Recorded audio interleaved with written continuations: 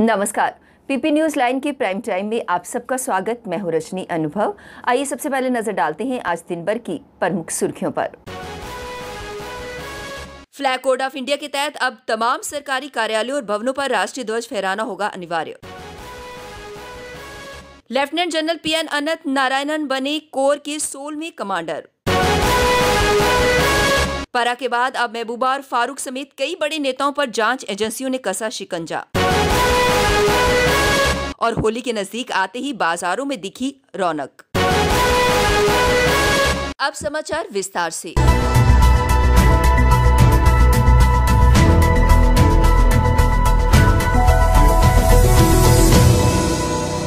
Lieutenant general PN अनंत नारायणन ने सेना की राइजिंग स्टार कोर के कमांडर की कमान संभाली है। वह कोर के 16वें कमांडर बने हैं।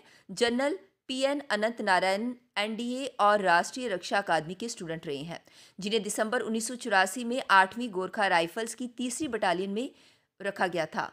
सेना में बतौर सेवाएं देने का उनका 36 सालों का अनुभव है कि वह कई छोटे बड़े पदों पर तैनात रहे हैं। वह वास्तविक नियंत्रण रेखा पर अपनी बटालियन, इन्फेंट्री ब्रिगेड और इन्फेंट्री डिवीजन की कमान संभाल चुके हैं। सेना की उत्तरी कमान में कर्नल, मुख्यालय पश्चिमी उप कमांड में कर्नल के उप सहायक सैन्य सचिव बख्तरबंद ब्रिगेड के ब्रिगेड में शामिल रहे हैं। वह नेशनल डिफेंस अकादमी खड़गवासला में, वेलिंगटन में डिफेंस सर्विसेज स्टाफ कॉलेज में सीनियर इंस्ट्रक्टर और असिस्टेंट एजुकेटर के तौर पर काम कर चुके हैं। सेना में योगदान के लिए उन्हें सैन्य मेडल भी मिल चुका है। राष्ट्रीय जांच एजेंसी ने दावा किया है कि वर्ष 2016 में हिजबुल मुजाहिदीन बुरहान वानी की मौत के बाद कश्मीर घाटी को अशांत रखने के लिए पीडीपी नेता वहीदुर रहमान पारा ने कट्टरपंथी हुर्रियत कॉन्फ्रेंस के नेता सैयद अली शाह गिलानी के दामाद अल्ताफ अहमद शाह उर्फ अल्ताफ फंटूश को 5 करोड़ रुपए दिए थे।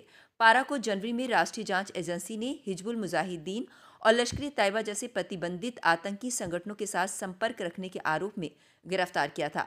राष्ट्रीय जांच एजेंसी ने हाल ही में जम्मू में एक विशेष अदालत में दायर एक चार्जशीट में ही खुलासा किया था। एनआईए ने आरोप लगाया है कि जुलाई 2016 में सेना के साथ मुठभेड़ में मारे गए वानी की मौत के बाद पारा अल्ताफ अहमद शाह के संपर्क में था और उसे ये सुनिश्चित करने के लिए कहा गया था कि कश्मीर घाटी पूरी तरह अशांत रखनी है, वहां पथराव और हिंसात्मक घटनाएं व्यापक पैमाने पर होनी चाहिए। लखनपुर जम्मू हाईवे के 10 करोड़ के टेंडर में धांधली मामले में सीबीआई ने कार्यवाही की है। इसमें हाईवे अथॉरिटी के जीएम और ठेकेदार के 9 ठिकानों पर सीबीआई का छापा मारा गया है, जिसमें से 67 लाख रुपए बरामद किए गए हैं। इससे पहले टेंडर में धांधली पर एनएच अथॉरिटी के महाप्रबंधक, ठेकेदार समेत अन्य लोगों पर एफआईआर दर्ज की गई थी। प्रारंभिक जांच में 9.34 करोड़ की टेंडर प्रक्रिया में गड़बड़ी सामने आते ही एसीबी ने मामला दर्ज कर छानबीन शुरू कर दी है। इसमें एनएचआई के तत्कालीन क्षेत्रीय अधिकारी हेमराज, ठेकेदार राकेश कुमार चौधरी समेत अन्यों को आरोपी बनाया गया है। मनी लॉन्ड्रिंग मामले में प्रवर्तन निदेशालय की पूछताछ के बाद से पीपल्स डेमोक्रेटिक पार्टी की अध्यक्षा महबूबा मुफ्ती की हताशा लगातार बढ़ रही है। शुक्रवार को उन्होंने केंद्र पर आरोप लगाया कि वह पीडीपी को तोड़ने के लिए पार्टी के सदस्यों को प्रलोभन के साथ धमकियां भी दे रहे हैं। महबूबा से वीरवार को ही प्रवर्तन निदेशालय के अधिकारियों ने मनी लॉन्ड्रिंग मामले में करीब 5 घंटे पूछताछ की थी। पूर्व मुख्यमंत्री महबूबा शुक्रवार को अपने ट्विटर हैंडल पर उन्होंने लिखा कि केंद्र सरकार पीडीपी को तोड़ने के लिए पार्टी के सदस्यों को लालच देने के अलावा धमका भी रही है। ईडी और एनआईए जैसी संस्थाओं का इस्तेमाल मुझे डराने के लिए किया जा रहा है। जम्मू कश्मीर के तमाम सरकारी कार्यालयों और भवनों पर राष्ट्रीय ध्वज फहराने की अनिवार्यता का आदेश जारी हो गया है। उपराज्यपाल मनोज सिन्हा ने पिछले दिनों इस बाबत निर्देश जारी किए हैं। एलजी के हर कार्यक्रम में राष्ट्रीय गान सुनिश्चित किया जाता है। शुक्रवार को मंडलायुक्त जम्मू राघव लंगर ने जिला उपायुक्तों और सरकारी विभागों के एचओडी से कहा कि वे 15 दिन के भीतर सरकारी भवनों पर तिरंगा फहराने की व्यवस्था सुनिश्चित करें।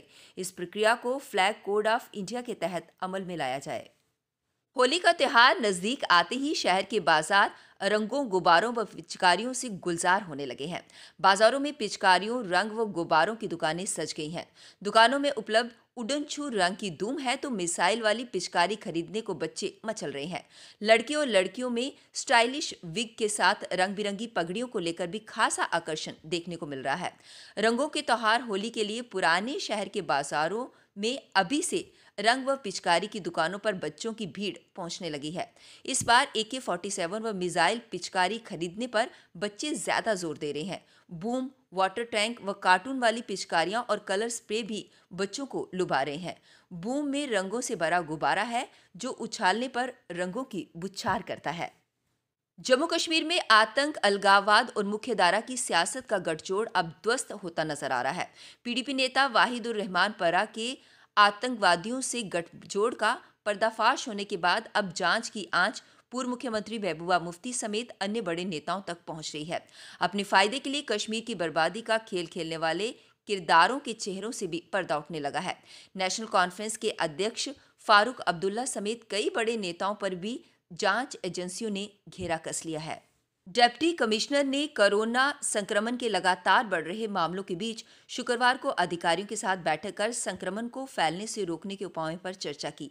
डिप्टी कमिश्नर ने कोरोना संक्रमण को रोकने के लिए टेस्ट बढ़ाने, संक्रमितों के संपर्क में आने वालों का पता लगाने, कंटेनमेंट जोन बनाने और संक्रमितों का इलाज करने पर जोर दिया। उन्होंने जिला में रोजाना 1000 RT-PCR और 1500 रैपिड टेस्ट करने के निर्देश दिए। डीसी ने हॉटस्पॉट की पहचान कर वहां पर टेस्ट करवाने पर जोर दिया। हर सप्ताह हॉटस्पॉट की समीक्षा करने को भी कहा। डीसी ने रेलवे स्टेशन, एयरपोर्ट और अन्य स्थानों पर तैनात अधिकारियों से कोरोना जांच और प्रबंधन के मामले में जानकारी ली। कोरोना के बढ़ते मामलों को लेकर स्थानीय प्रशासन ने कड़े कदम उठाने शुरू कर दिए हैं। अब कोरोना के नियमों का जो भी पालन नहीं करेगा उसके खिलाफ कड़ी कार्यवाही की जा रही है। एसडीएम ने पुलिस दस्ते के साथ पूरे क्षेत्र का निरीक्षण कर नियमों की अवहेलना करने वालों के चालान काटे। इनमें सबसे ज्यादा चालान मास्क ना पहनने वालों के हैं। एसडीएम आरएसपुरा रामलाल शर्मा ने बताया कि कोरोना के मामले रोजाना बढ़ रहे हैं, जिसके चलते अब प्रशासन स्थानीय निवासियों को कोरोना के नियमों की पालन ना करने के खिलाफ कड़ी कार्यवाही कर रहा है। इसी कड़ी में आरएसपुरा बाजार सहित आसपास में बिना मास्क घूम रहे लोगों के चालान काटे गए। अब वक्त हो चला है ब्रेक का, मिलते हैं ब्रेक के बाद। मजबूती की पहचान ACC cement, Messrs Bishandas Jaswal and sons, authorised stockist, ACC cement, 45 transport Nagar, Jammu. Break के बाद बढ़ते हैं अगली बड़ी खबर की तरफ। अपनी मांगों को लेकर PHE विभाग द्वारा जारी भूख हड़ताल आज 12वें दिन में प्रवेश कर गई। कर्मचारियों का कहना था कि उनके 72 महीनों का लंबित वेतन उन्हें दिया जाए ताकि वे अपने परिवार का पालन पोषण कर सकें। इस मौके पर BJP state president Ravinder Raina ने उन्हें आश्वासन दिया कि जल्द ही उनकी उपराज्यपाल मनोज सिन्हा से मुलाकात करवाई जाएगी ताकि वे अपनी समस्या उन्हें बता सकें और उनकी इस परेशानी का हल हो पाए। स्कूलों से निकाला जा रहा है, हमारे पास घर का खर्च चलाने के लिए पैसा नहीं है, हमें सैलरी तक नहीं मिलती, तो हम अब मुफ्त में काम नहीं कर सकते हैं। अब जो पानी सर से ऊपर निकल गया है और सरकार का शोषण अब हमारे लिए बर्दाश्त से बाहर हो रहा है, इसलिए हम सरकार से सीधा मैसेज देना चाहते हैं कि आपको अगर हमारी ज़रूरत है तो जो हमारा राइट बनता है वो हमें दें, नहीं तो आने वाले दिनों में आप देखेंगे हम लोग मजबूर होकर सड़कों पे उतरेंगे। और गर्मी का सीज़न आ रहा है, कहीं भी अगर जनता को पानी की प्रॉब्लम होती है तो उसके लिए सीधी सरकार जिम्मेदार होगी, हमारा उसमें कोई कसूर नहीं है। दरमार ट्रस्ट कर्मचारियों का आंदोलन पिछले कई दिनों से जारी है और कर्मचारी दरमार ट्रस्ट का विलेज श्राइन बोर्ड में करने की मांग को लेकर प्रदर्शन कर रहे हैं। दरमार ट्रस्ट कर्मचारियों का कहना है कि दरमार ट्रस्ट जम्मू कश्मीर के ऐतिहासिक मंदिरों का सही से रखरखाव करने में पूरी तरह असमर्थ है और ट्रस्टियों द्वारा उन्हें पिछले कई महीनों से वेतन भी नहीं जारी किया जा रहा है। लिहाजा सरकार दरमार ट्रस्ट का विलेज श्राइन बोर्ड से कर देना चाहिए।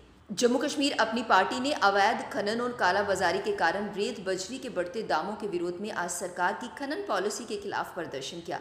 खनन पर लगी रोक को हटाने और स्थानीय लोगों के लिए खनन ब्लॉक आरक्षित करने की मांग को लेकर सड़कों पर उतरी अपनी पार्टी के कार्यकर्ताओं ने संभागीय अध्यक्ष सरदार मनजीत सिंह की अध्यक्षता में प्रेस क्लब जम्मू के बाहर जमकर प्रदर्शन किया और सरकार से नई खनन पॉलिसी को वापस लेने की मांग की।